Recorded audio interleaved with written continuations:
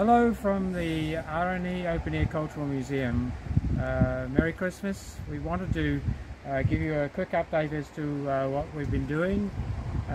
We had a frustrating few months, to be honest, with paperwork because the original builder whom we employed built this building a metre and a bit over the boundary line. So we spent the last 4 months or so trying to get papers to continue the building. We've managed to succeed in doing that from the municipality, and I thank them for that. And hopefully with spring we will be able to recommence the building.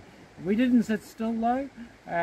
What we've been doing is storing all our materials in this building, which is the Armenian kitchen, but it's only 1 story right now. Once we finish the 2nd story, the kitchen will be the upper story.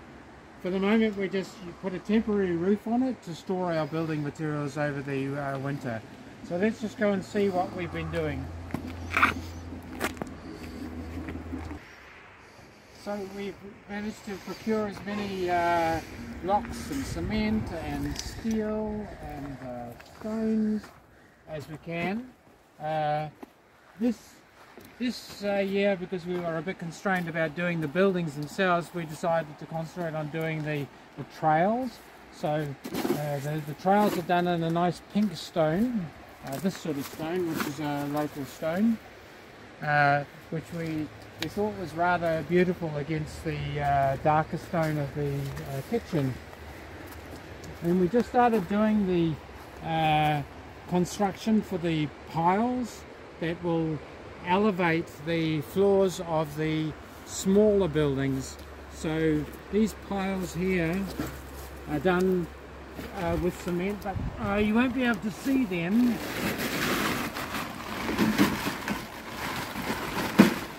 There, you see?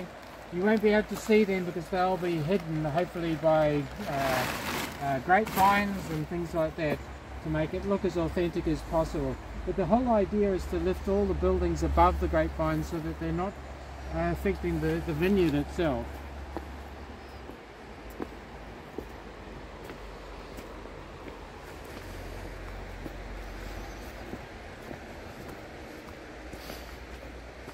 Here we finished the foundations for all the other smaller buildings. So you can see the metalwork that's waiting for spring. We can't obviously build during winter because the winter will affect the concrete.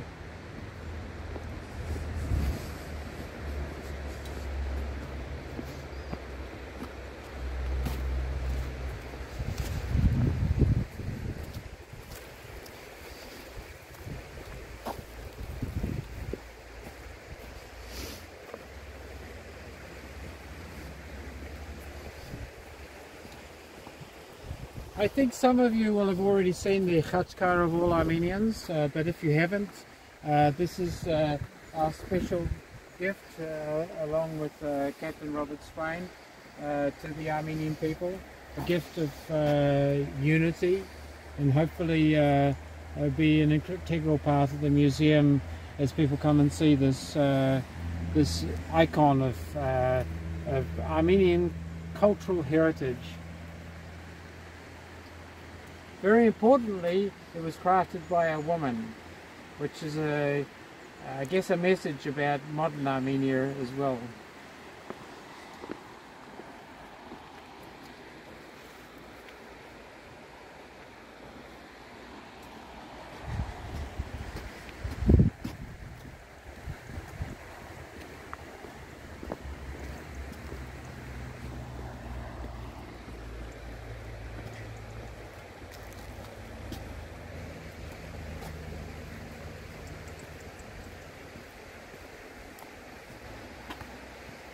Under this apricot tree, we'll be creating we call Bak, which is a courtyard for festival dancing, and there's a little place for people to sit and watch the festival as well too, and a little waterfall that we'll create there next to it for butterflies and birds, and of course buildings will be built next to this courtyard for the performers to change and things like that.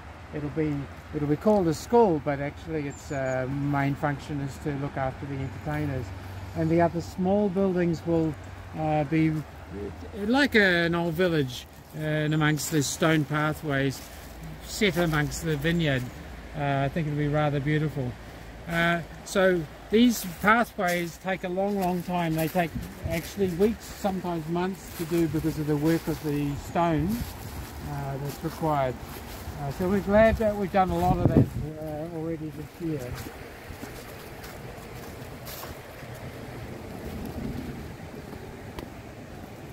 These paths will be done in 2023. This memorial is to a young man who unfortunately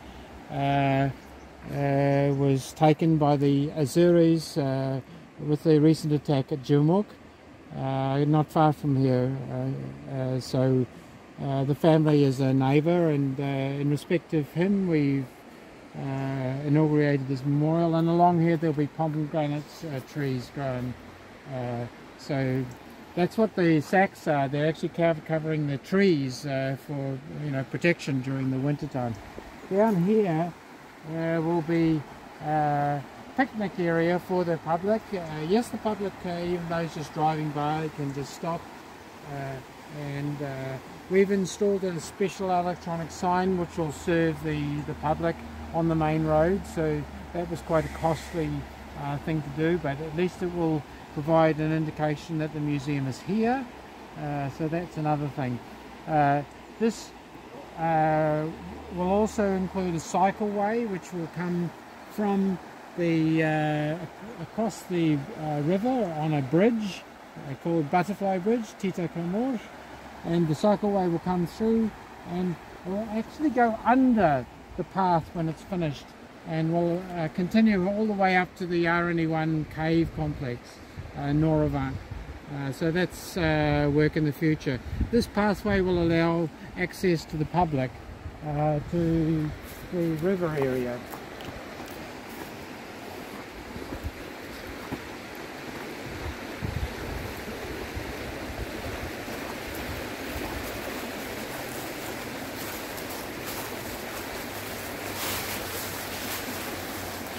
So we'll finish our tour here and just remind everybody how special the homeland is. We came here because this is really a paradise, but we need to preserve this. We need to preserve the culture, the cultural heritage under threat by the neighbours.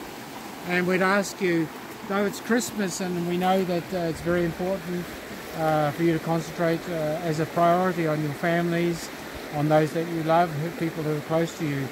We just want to mention that the homeland also needs you, and every thing you can do to support the homeland, including supporting this RNE Open Air Cultural Museum, is very, very important.